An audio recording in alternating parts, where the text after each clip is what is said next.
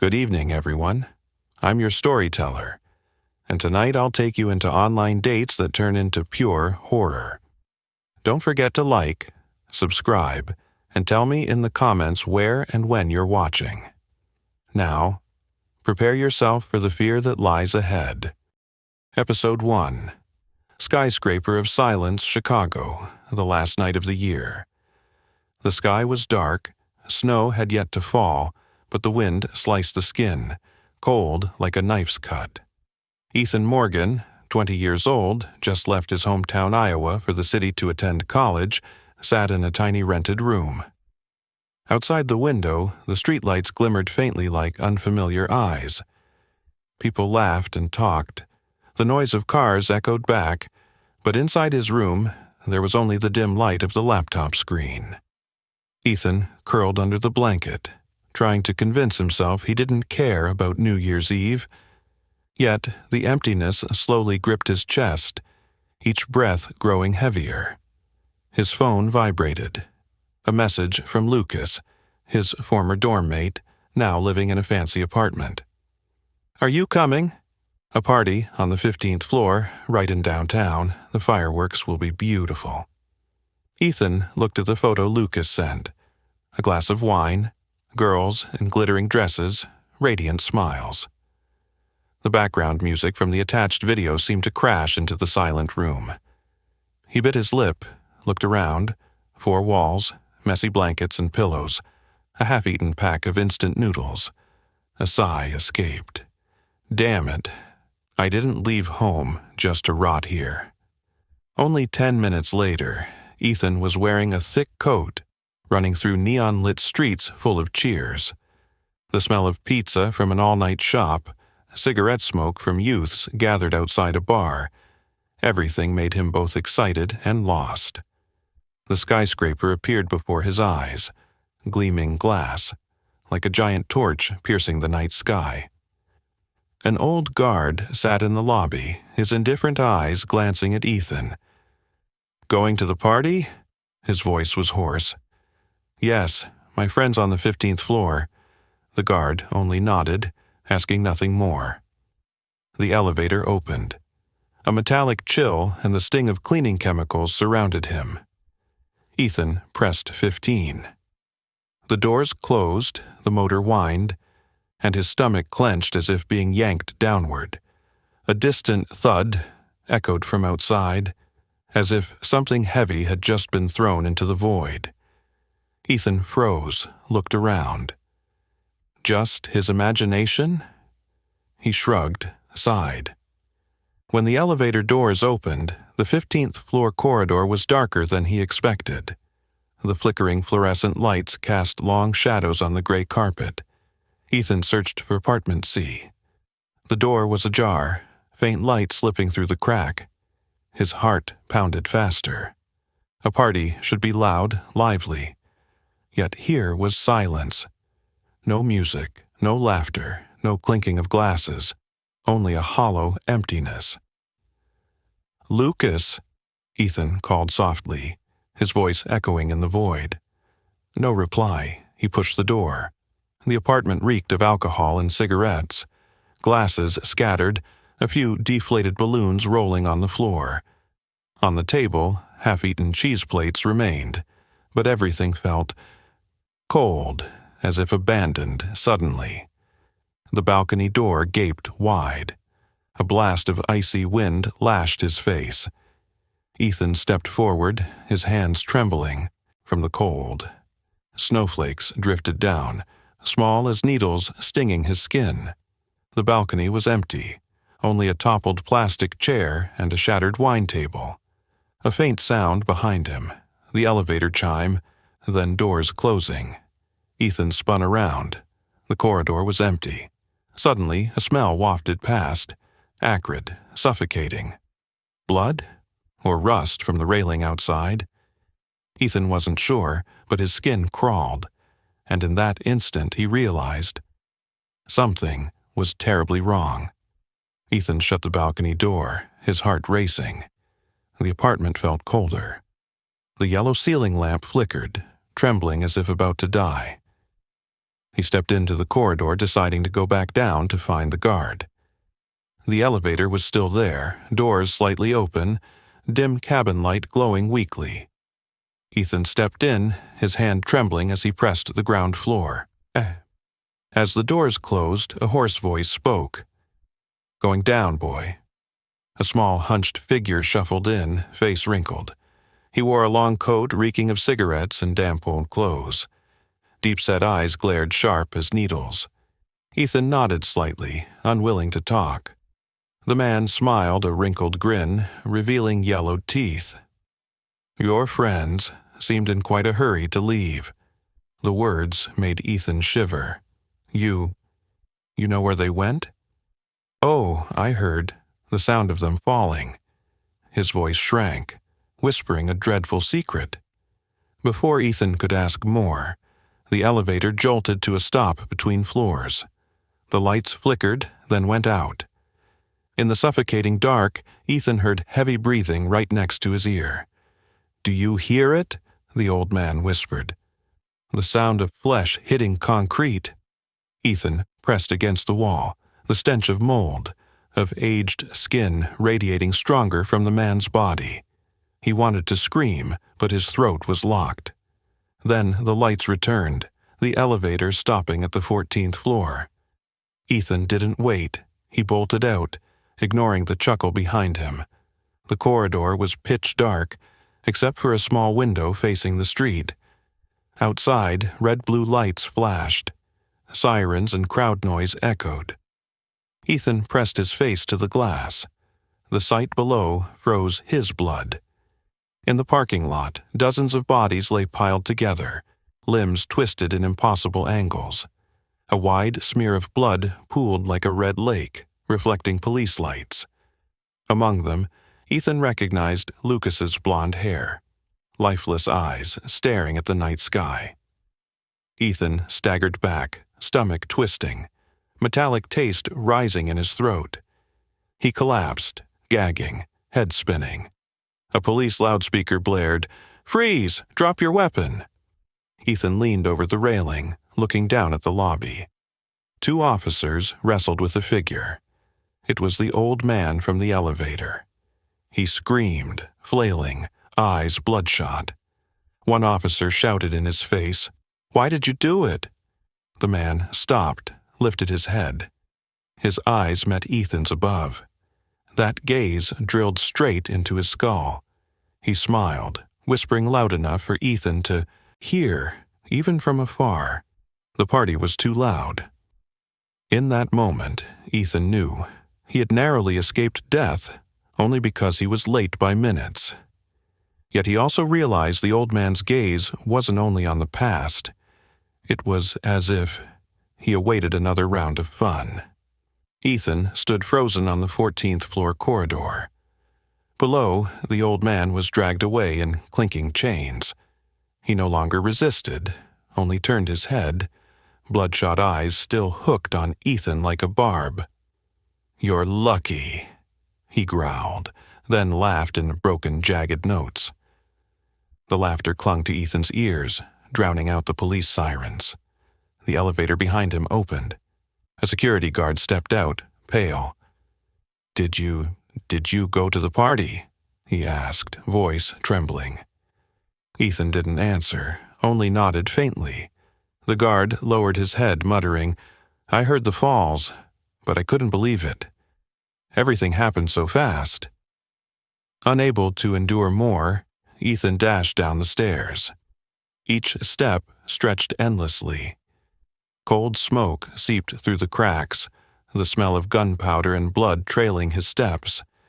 His hand still carried the sensation of the icy wind on the balcony, the place his friends had fallen. When he reached the lobby, the sight made his knees buckle.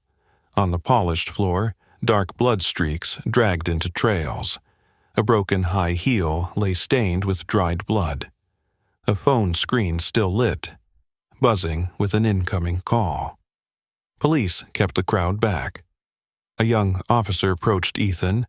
"Do you know anyone among the victims?" Ethan's throat tightened, forcing out only one name. "Lucas." The officer nodded, eyes heavy. The killer lived on the 16th floor. He prepared in advance. He hated noise. He forced everyone to jump from the balcony. Anyone who resisted was killed inside. Ethan's gut twisted. He clutched the wall to stay upright. A cold wind swept into the lobby, carrying smoke and steel-like chill of a tomb. Through the glass doors, he glimpsed the old man being pushed into a police car. The man turned back, cracked smile on his lips, mouthing faint words. Ethan couldn't hear, but guessed 3 syllables. Next time. That night, Ethan didn't return to his room. He wandered along the Chicago River. Fireworks exploded above, red and gold shimmering on the water. People cheered, kissed, welcomed the new year, as if the city had never tasted death only blocks away. Ethan sat on a stone bench, his ears still ringing with the heavy sound of flesh striking concrete. The imagined smell of blood seemed to seep into every breath. He realized a small decision, being late by minutes, had kept him alive. But that same thing trapped him in guilt. And the old man, he hadn't screamed, cried, or raved like other killers. He only repeated one thing: the party was too loud. Inside, Ethan stirred a different fear. A fear not born from ghosts or shadows, but from man himself. Because if a party could end simply, for being too loud, then what excuse would ever be enough to keep him safe next time? Episode 2. The Forest Masquerade, Portland, Oregon. A damp city, drizzle falling like a thin veil over streets drenched in neon light. On the last night of October, cold wind seeped through cracks, carrying the smell of rotting maple leaves. Kyle Bennett, 25, sat alone at a small roadside bar. He had never liked Halloween, the cheap plastic masks, the fake monstrous costumes. All of it just irritated him. In childhood memories, he was always the boy trick-or-treating without a costume, shunned by others, mocked by friends. Since then, he had despised this holiday. The beer glass in Kyle's hand emptied bit by bit, the bitter taste burning his throat. He was about to leave when a woman's voice came. "You don't like Halloween?" Kyle looked up, a girl with long black hair, blue eyes glinting under purple neon. Her name was Brianna. Her smile was both sweet and challenging. Kyle gave a faint smile. "No, I think it's childish and fake." Brianna tilted her head, bit lightly on the rim of her cocktail glass, whispering, "Maybe you just need a reason to change your mind." Then she gestured. From the corner of the bar, 3 other girls approached. Golden hair, pale skin, short, glittering black dresses. They all smiled, their gazes converging on Kyle. Brianna leaned to his ear, her breath carrying a cool mint scent. "We're on our way to a Halloween party in the woods. No men are coming along. Do you want to be the only one?" The words sent a chill down Kyle's spine. Never in his life had he been surrounded by 4 beautiful women. A faint grin appeared on his lips, along with a nod that ignored all the warnings flashing in his mind. They left the bar. The rain grew heavier, blurring city lights into streaks on the wet pavement. Kyle drove his old car, following the girl's vehicle. Brianna sat beside him, her slender hands occasionally brushing his thigh as if on purpose. "This road, where does it lead?" Kyle asked when the car turned off the highway onto a dark street with no lamps. "To a place few can find. Tonight it's just us." Brianna laughed, her voice light and crisp. The deeper they went, the more the forest revealed itself. Tree trunks soaked, bark shining black under dim moonlight. Wind hissed through leaves, forming whispers. Kyle began to feel uneasy. The road was too dark, only headlights cutting a thin path. The smell of damp earth and rotten wood seeped into the car, heavy like a sealed chamber. He was about to ask again when Brianna placed her finger on his lips. Shh. Don't ruin the mood. You'll like it. Then she kissed his cheek. Her lips were icy, the sweet sharp taste of lipstick like Halloween candy. About half an hour later, the car in front stopped by the roadside. The three girls got out, each holding a flashlight. They waved. "Come on, Kyle." Brianna pulled his hand. A trail appeared, hidden under weeds and roots. No music, no lights, only darkness and the flashing beams. Kyle followed, hearing his shoes crunch on dead leaves. The smell of earth rose, pungent and cold. A thin fog spread through the forest, curling at his ankles, making him shiver. He stopped, lowering his voice. "Are you sure there's a party here?" The three girls ahead suddenly giggled, the sound echoing strangely, distorted as if from many directions. Brianna turned back, her smile longer now, darker. "Of course, Kyle, the party, just for you." Kyle kept walking, the beams of light dancing in the mist. Gray trees loomed, tall and lifeless like soulless pillars. Wind gusted, scattering leaves, branches creaking against each other like breaking bones. With every step his unease thickened. No music, no light but the faint beams. The air stank of mold and rot like a natural tomb. "Brianna," Kyle croaked, "tell me the truth. Is there really a party here?" Brianna turned. The flashlight sliced across her face, revealing a shadowy grin. "Yes, a special party, as long as you play by the rules." Suddenly, she pressed a cold finger to his lips, gently pushing him back against a mossy tree trunk. Kyle felt damp bark stick to his back, the musty stench filling his nose. Brianna leaned close, her eyes glowing faintly under the moonlight. Her breath washed over his face, carrying a sickly sweet scent. "Close your eyes," she whispered. Kyle hesitated, but the alcohol in his blood and blind desire made him obey. He waited for a kiss. Instead, crack! A heavy blow smashed into his temple. Kyle staggered, collapsing to his knees. Cold metal crashed against his skull, ringing in his ears. He looked up, just in time to see Brianna holding a large flashlight like a weapon. "What the hell?" he stammered.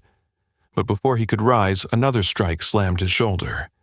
Pain seared through his arm. He fell onto the damp leaves, the earthy stench mixed with fresh blood trickling from his scalp. The other girls laughed, their giggles sharp and warped. Flashlights darted wildly, revealing their faces now twisted, merciless. They rushed him. A sharp kick to his ribs, another to his back. Kyle curled, breath ragged, chest burning. He screamed, "You're insane! I have nothing!" But they didn't stop. Flashlights crashed down like iron hammers. Kyle shielded his head, but the blows numbed his body. Through panic, he heard Brianna. "Take the wallet. Phone."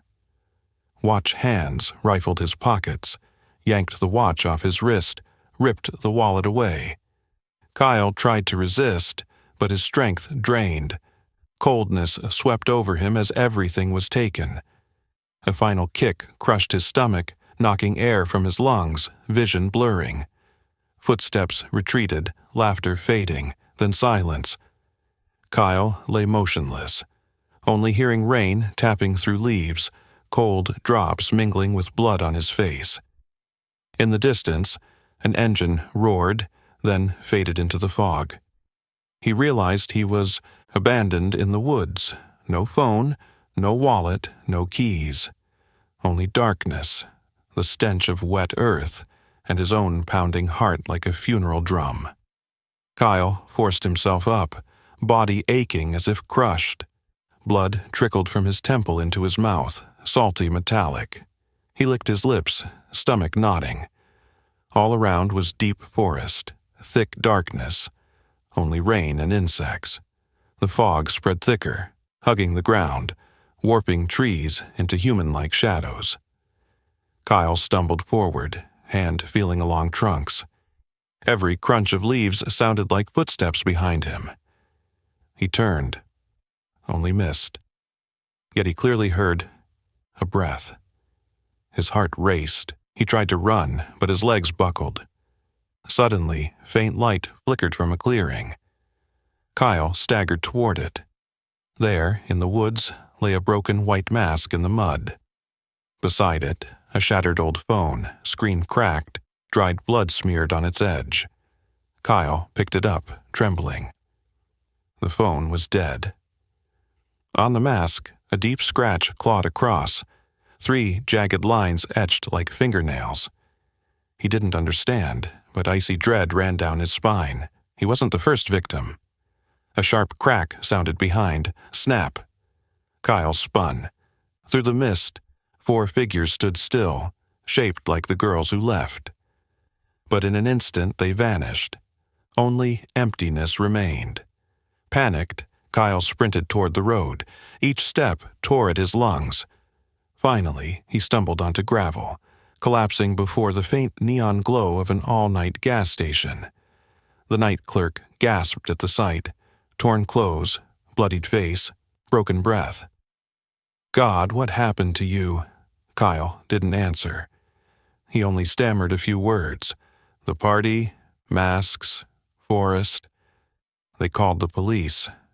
He was taken to the hospital, stitched, bandaged. He survived. But his wallet, watch, phone, all gone. And no one ever found the 4 girls. The police recorded it as a violent robbery. They said maybe a gang had preyed on drunk revelers. Kyle nodded, but inside he knew. It wasn't that simple. Those faces, that warped laughter echoing, the figures in the mist. They weren't just thieves. Years later, every Halloween, Kyle still avoided bars, avoided costume parties. In sleep, he often woke gasping, with the smell of damp earth and eerie laughter whispering in his ears, because he knew that so-called masquerade party had never ended. It was only waiting for the next guest.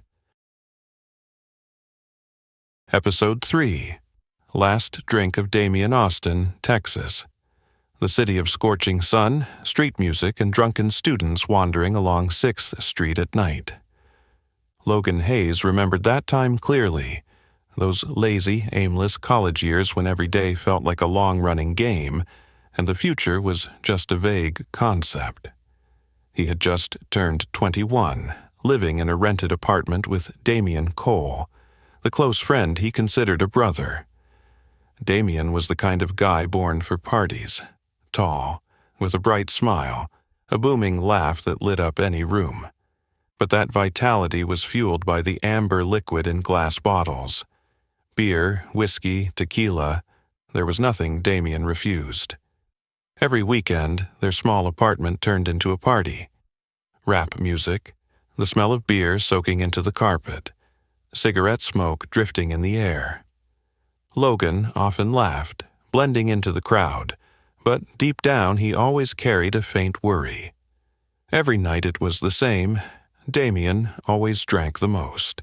He raised his glass like a medal, thrilled at beating anyone in the students' drinking games. And the crowd cheered, rooting for him, treating him like a living legend. Logan remembered one particular night. They were at a crowded bar, green and red lights flashing, the smell of sweat and liquor mixing into a suffocating scent. Damien had just downed a large glass of tequila, slamming it hard on the table. The crowd roared like at a football game. "You see that, Logan?" Damien patted his friend's shoulder, slurring, but with eyes blazing. "Alcohol is the only thing that never betrays you. It always makes me feel alive." Logan forced a smile, sipping his bland beer. He didn't know what to say. In that moment, Logan caught the overwhelming stench of alcohol on Damien's breath, so strong it made him wince. Time passed. They graduated, but real life wasn't as glamorous as in their dreams. Those fresh diplomas didn't bring decent jobs, Logan landed a dull office job, just enough to live on. Damien picked up manual work, no effort needed, only enough money for bar nights. What scared Logan the most was that alcohol was no longer a weekend pastime for Damien. It became his daily breath. In the morning, he woke up reaching for a beer can. At noon, he ordered a few more drinks at the bar near work. At night, he was drunk, vomiting in the bathroom. Logan tried many times to talk. "You have to cut down, Damien. You're destroying yourself." Damien just laughed, bloodshot eyes. "You worry too much. I was born to drink. Nothing can take me down." Then, one evening, a coworker invited Logan to a birthday party. He dragged Damien along, thinking a civilized party might make his friend change. But the moment they stepped into the lit-up apartment, Logan knew he'd made a mistake. Damien had already found the liquor shelf. He lifted glasses, laughed loudly, ready to turn the birthday into an endless drinking contest. Logan sat there, watching his friend drain glass after glass. The sharp smell of tequila filled the room, the heavy liquor reek mixing with Damien's breath, hitting Logan straight in the face. And in the flickering lights for the first time he saw Damien's face pale, sweat beading on his forehead. A bad premonition flashed in Logan's mind that tonight wouldn't end smoothly like before. The birthday apartment throbbed with loud music, LED lights flashing, reflecting off flushed faces. People shouted encouragement, each cheer echoing like in an arena. Damien stood in the middle of the circle, bottle of tequila in hand. Sweat drenched his shirt, dripping onto the floor. Each time he tilted back to gulp, his throat bulged, his Adam's apple sliding up and down under the lights. "Drink! Drink!" the crowd screamed. Logan pushed forward, heart pounding. He saw Damien's eyes unfocused, skin waxy yellow instead of rosy. His hand shook holding the bottle, liquor spilling, the acrid stench of alcohol choking Logan. "Enough, Damien!" Logan shouted, but music and cheers drowned him out. Damien chuckled hoarsely, set the bottle down, then raised both arms like a victor. "See, I'm still alive!" His voice rasped, laced with fits of coughing. But right after, his body collapsed. The bottle slipped, shattering. Damien fell hard to the floor, shoulder and knee slamming down. The cheers cut off, replaced by panicked screams. "Oh my God, he's passed out! Call 911! Logan dropped beside him, shaking his shoulder. "Damien! Can you hear me?" No response. Damien's skin was icy, lips blue, his breathing weak, broken, as if the slightest breeze could snuff it out. Logan pressed his ear to his friend's chest. The heartbeat raced, then skipped. A paralyzing terror surged through him. He shouted, "Clear out! Make way!" He and a few others carried Damien down the stairs, sprinting into the freezing night toward the car. The stench of liquor from Damien's clothes blasted Logan's face, making him gag, but he didn't stop, driving straight to the hospital. The ER blazed white, the sharp smell of disinfectant stinging. Nurses pulled Damien from Logan's hands onto a gurney. Logan only glimpsed his friend hooked to a ventilator, IV in his arm, then gone through the doors. That moment, Logan felt torn from himself. He sank into a chair, hands trembling, heart still pounding like a death drum. Over an hour later, a doctor emerged, stern face, cold voice. "His liver is severely damaged. Without a transplant, he won't survive." The words hit like a hammer. Logan froze, ears ringing, head spinning. He didn't know what terrified him more, the thought Damien might die that very night, or the fact his brother-like friend had pushed himself to the brink, one drink at a time. Damien didn't die that night. He was saved, at least temporarily. The doctors explained his liver was nearly destroyed. Without a transplant, he has Only a few years, they said. Logan sat by the hospital bed, watching his friend breathe under the cold white light. The monitors beeped, each tone hammering into Logan's skull. He clutched his friend's hand, feeling the rough skin, pale veins beneath the thin layer. "Damien, you have to stop. This isn't a game anymore," Logan whispered. Damien opened his red eyes, looking over. For a moment, weakness showed. But instantly, he smiled, a forced, terrifying grin. "Logan, I'm fine. Don't exaggerate.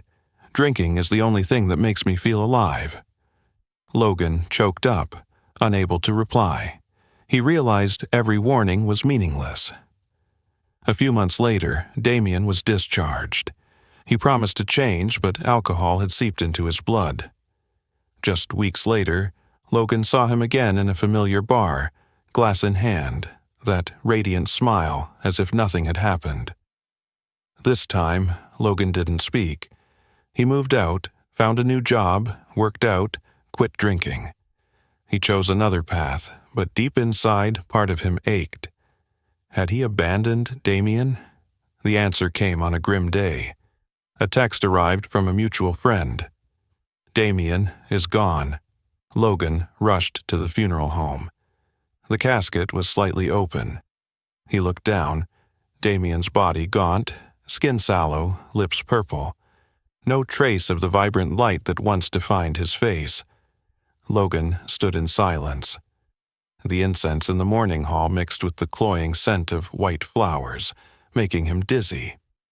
He remembered Damien's laughter on college nights, the reek of alcohol on his breath. The words, "Alcohol is the only thing that never betrays me." In that moment, Logan understood his friend had loved poison more than life, and he had lost the battle to save Damien from it. Years later, Logan became a teacher, a completely different life. He told his students his story. "We think time is endless, so we waste it. But in truth, the more empty time we have, the easier it is to drown in it." Each time he said that, Logan remembered Damien's lifeless eyes in the coffin, and the acrid sting of alcohol still lingering on his tongue. He knew he had escaped, but also knew he would never truly be free. Because in dreams he often still heard that familiar raspy laugh echoing from the bottom of an empty glass. "Drink, Logan, just one more." Episode 4. Santa with Fire, Cleveland, Ohio. A bleak winter covered the city in a sheet of white ice. On Christmas Eve, the wind howled through the streets, carrying the scent of chimney smoke and the distant sound of church bells. In a wooden house on the outskirts, the Harper family gathered around a radiant Christmas tree. The twinkling green and red lights reflected on the children's glowing faces. Familiar carols played from an old radio, while the smell of gingerbread and hot chocolate filled the air. Rachel Harper, 34, mother of 2, smiled at the scene. After a difficult year, all she wanted was a peaceful evening. Outside, snow fell thick, covering the road that led into the neighborhood. But at the edge of the forest across from the house, a figure stood still. The glow of a street lamp faintly revealed a face hidden behind a plastic Santa mask, eyes glimmering through its dark sockets. On his shoulder, a deep red sack, but not filled with presents. Instead, glass bottles sloshed with flammable liquid. In his other hand, he gripped a metal lighter, flicking it open with a sharp click. A tiny flame flared, reflected in his cold eyes. Around 9 p.m., Rachel heard a strange sound from the backyard, the crunch of footsteps on the thick snow. She startled, but her husband Daniel laughed, probably just a stray cat looking for food. She nodded, trying to brush away her worry, and went back to handing out gifts to the kids. The crinkle of wrapping paper and bursts of laughter filled the room with warmth. Outside the window, a streak of red slid across the snow. Rachel didn't notice. But her little daughter, Emma, 6 years old, looked up and whispered, "Mom, Santa's outside the window." The room fell silent. Daniel turned and peered through the glass, but saw nothing except darkness and falling snow. He patted his daughter's head, forcing a smile. "Must be your imagination, sweetheart." Emma said nothing, but her eyes stayed fixed on the window. Near midnight, as everyone prepared for bed, Rachel stepped out onto the porch to fetch more firewood. The freezing air cut into her skin, her breath turning into white mist. She bent down and noticed something strange on the step. A small box wrapped in red paper, tied with a yellow ribbon. Rachel's heart froze. She was certain no one in the house had put it there. She looked around. Nothing but darkness. The forest in the distance lay in silence, not a sound. She picked it up. It felt unusually light, nearly empty. Carrying it inside, she untied the ribbon. Inside was only a single card. On the white paper, written in red ink, "Santa is coming. Stay awake." Rachel clenched the card in her hand. The red letters smudged, as if written with something thicker than ink. A faint metallic tang drifted from it, like rusted iron or blood. Daniel glanced at it, frowning. "Someone's pulling a sick prank. I'll lock everything tight." He fastened every bolt, turned the keys, and even wedged a chair beneath the doorknob. But Rachel couldn't shake the dread. Never before had anyone left a strange gift on their porch, especially on Christmas Eve. Around 1 a.m., the house lay quiet, lit only by the flicker of the fireplace. Rachel dozed in the bedroom until a sound woke her. Crunch, crunch, footsteps in the snow, heavy, steady, someone circling the house. Holding her breath, Rachel pulled the curtain aside. The night was pitch black, the ground buried in white. Then she saw a figure in red, wearing a Santa hat, standing motionless under a street lamp. The yellow glow revealed the pale plastic mask. In his hand, a glass bottle stuffed with cloth at the mouth. It swung gently, liquid glinting inside. Rachel dropped the curtain, heart pounding. She shook her husband, Daniel. "Someone's out there. He's holding a gas bottle." Daniel bolted upright, reaching for his phone, but the screen only read "no signal." The blizzard had cut off the network. The noise came again. This time, clack, clack, from the back door. Daniel grabbed the baseball bat from the garage and marched into the kitchen. Rachel followed, trembling as she clutched their crying children. Through the fogged-up glass pane, they saw a gloved hand, stained dark red, tugging at the doorknob. It yanked hard. The door rattled violently. Daniel shouted, "Get out! I've called the police!" No reply. Only a warped, wheezing laugh seeped through the mask, echoing in the night. Then the red figure vanished. Just as relief began to creep in, the acrid stench of gasoline seeped through the cracks. Rachel covered her nose, the smell thickening with each breath. She ran to the living room window. On the white snow outside, red streaks spread into a circle around the house. He was pouring gasoline, drawing a fiery trap. Rachel screamed, her voice strangled in her throat. "He's going to burn us alive." At that moment, from the dark came the click of a lighter. A tiny flame sparked, glowing on the wet snow.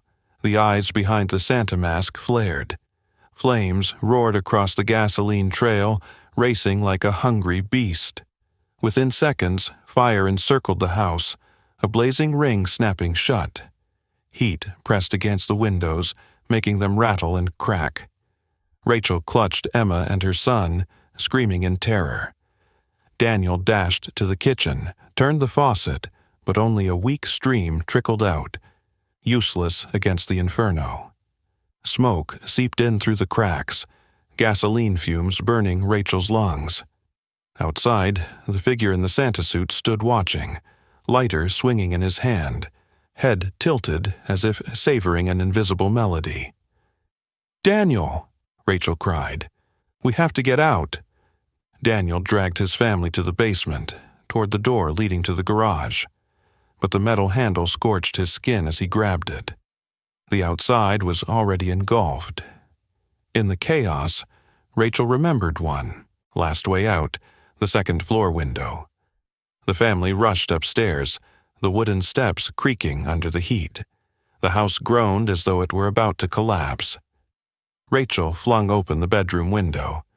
Freezing night air rushed in, colliding with the suffocating heat inside. Snow fell thick and heavy, glowing orange in the firelight. "Jump!" Daniel yelled, tossing their son onto the snowy ground below. Rachel leapt after, clutching Emma. Pain shot through her spine as she hit, but she staggered up, dragging her daughter away. Daniel was last. He climbed onto the frame, ready to leap, when a whoosh exploded. A flaming bottle crashed inside. Fire swallowed the room. The blast hurled Daniel back into the house, vanishing in the blaze. His scream tore through the night, then was gone. Rachel wailed, lunging forward, but the searing heat forced her back. She could only clutch her children, watching their home become a towering torch. Beyond the ring of fire, the masked Santa stood still. He tilted his head, admiring the burning spectacle, then slowly turned away, vanishing into the dark, leaving deep footprints in the snow. By morning, police found Rachel and her 2 children trembling in the snow, eyes wide with shock. The Harper home was reduced to ash, Daniel's body charred beyond recognition. Rachel could not recount the night clearly. Her voice shook, repeating only one line, eyes empty as she stared into nothing. Santa brought fire, not gifts.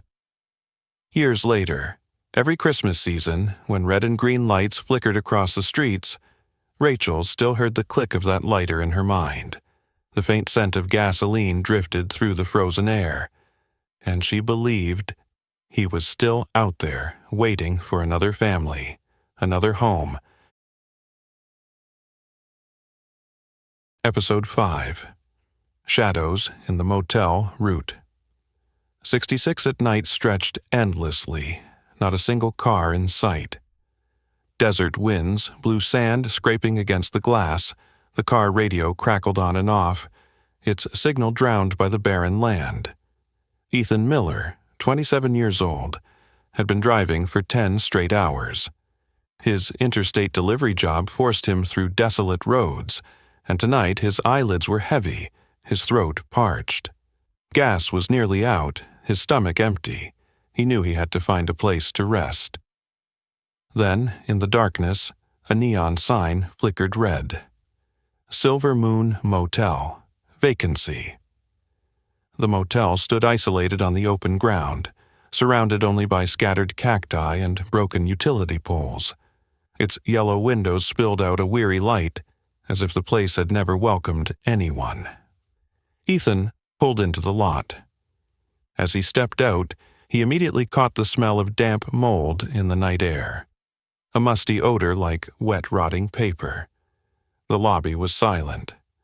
On the counter sat a small rusty bell. Ethan pressed it. Ting! The sound rang out shrill in the hollow space. Moments later, an old man emerged from the back. His shirt was wrinkled, buttons misaligned, eyes clouded behind thick glasses. A faint smile stretched across his wrinkled face. "Room 6 is open, $40. Pay first." His voice was hoarse, like sandpaper scraping. Ethan handed him cash, receiving a cold key with a dull metal tag. Room 6 was at the far end. When Ethan opened the door, a wave of damp stench poured out. Inside, it was pitch dark, with only an old bed, stained brown sheets, and a flickering lamp threatening to burn out. He tossed his backpack down, dropped onto the bed. The springs creaked, dust rose, stinging his throat. Just as he was about to lie down, he heard something from the next room. A whisper, indistinct but persistent, steady like chanting. Sometimes a soft knock, tock, tock, tock, 3 beats at a time. He frowned, pressed his ear to the wall. The whispering stopped instantly, leaving behind a suffocating silence. Ethan shuddered. He pulled back, sat still. Then, from behind the curtain, he glimpsed a shadow moving past. He rushed over, pulled the curtain. Outside was only the empty parking lot, the neon flickering, and his own warped reflection in the glass. But deep down, Ethan knew for certain. Inside this motel, he was not alone. The wall clock ticked steadily. Ethan lay on the bed, eyes wide open, sleep impossible. The whispers from next door rose again, this time clearer, more urgent. "Leave, leave, leave!" He shot up, pressed his ear to the wall. The whispers turned into groans, as if someone's throat was being strangled. Then, tock, tock, tock, 3 knocks echoed again. A chill crawled up his spine. He grabbed the key, deciding to confront the front desk. The hallway was pitch black, only a few flickering fluorescent bulbs buzzing faintly. As Ethan walked, the old carpet beneath him reeked of mildew, like fabric soaked in blood long ago. He stopped at room 5, the source of the sounds. The door was ajar. From the gap seeped a dull red glow and a metallic stench. Ethan stepped back, heart pounding. He raised his hand to knock, but his fingers trembled. Then, click! The door creaked open wider, as if someone inside was waiting. Yet beyond was nothing but darkness. A blast of cold air swept out, raising goosebumps along his arms. He turned and hurried away. At the front desk, the old man still sat, motionless like a statue. The neon light above cast a sickly glow across his wrinkled face. Is anyone in room 5? Ethan asked, voice cracked with tension. The man slowly lifted his head, clouded eyes gleaming faintly behind his glasses. Room 5 is empty, has been for years. Ethan choked, struggling to argue. No!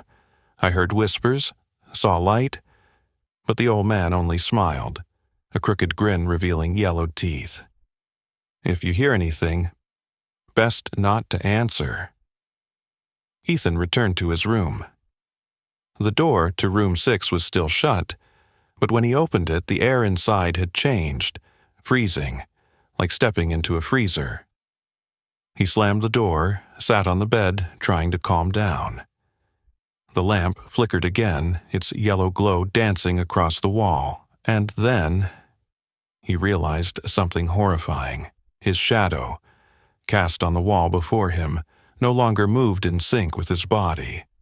When he raised his hand, the shadow stayed still. When he stood up, the shadow remained seated.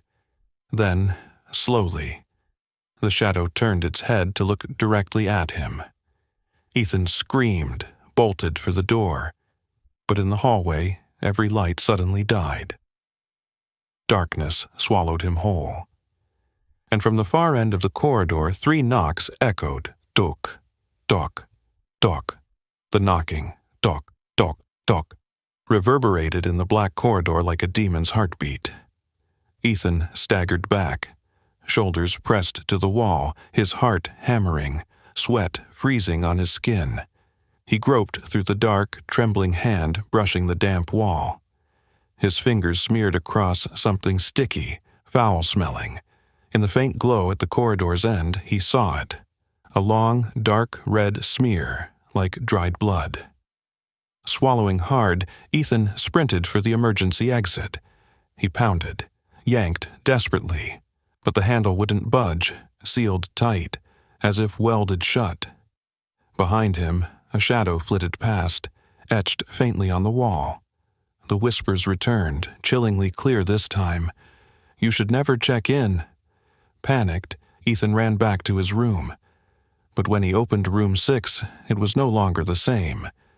The bedsheets shredded, walls smeared with blackened handprints as if scorched. In the mirror, his reflection was gone, replaced by a twisted version, hollow sockets, and a mouth split wide to the ears. The figure slowly reached out from the mirror. Long, black, glistening fingers touched Ethan's neck. Ice cold. He screamed, stumbled backward, crashing to the floor.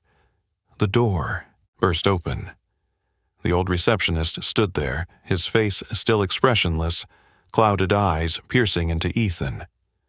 "You shouldn't have come here," he said flatly. "Silver Moon is not for the living."